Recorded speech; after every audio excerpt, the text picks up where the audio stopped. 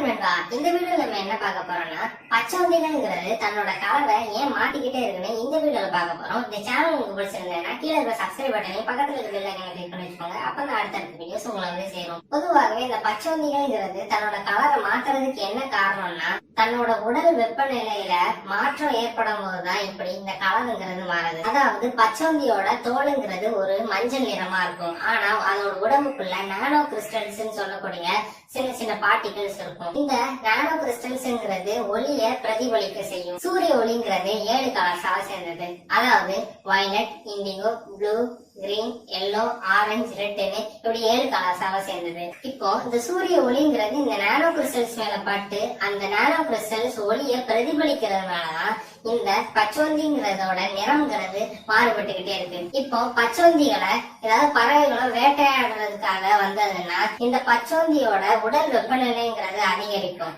இதனால இந்த சூரிய ஒளியிலிருந்து வர்ற சிவப்பு நிறத்தை இந்த நானோ கிறிஸ்டல்ஸ் பிரதிபலிச்சு அந்த மஞ்சள் நிறத்தை கடக்கும் போது சிவப்பும் மஞ்சளும் சேர்ந்து ஒரு ஆரஞ்சு நிறமா மாறி அந்த பச்சோந்திய ஆரஞ்சு நிறமா காட்சியளிக்க செய்யும்.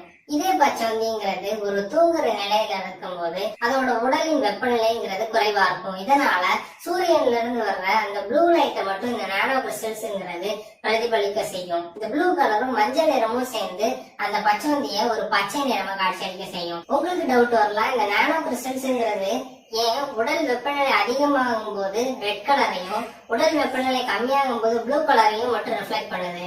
இது எதற்காக? இந்த நானோ கிறிஸ்டல்ஸ்ங்கிறது இந்த பச்சோந்தியோட உடம்புக்குள்ள குரூப்பா இருக்கும்.